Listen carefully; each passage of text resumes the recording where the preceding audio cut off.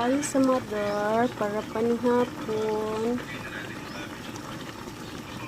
Paggulay guys. Gulay na naman. Para sa ato ang alaga. Luto ta.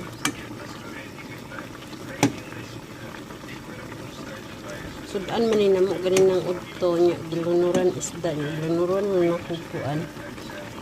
Natuno kong tilapia. Ako lang gilunuran kay naparat. Pwede na kaon ni mother ani. Kaon ni mother ani. Murag talong ug kuan. Way pili ni mother.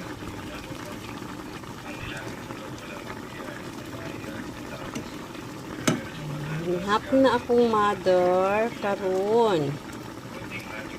Kaya makarelax na ta kay manihapon na akong mother.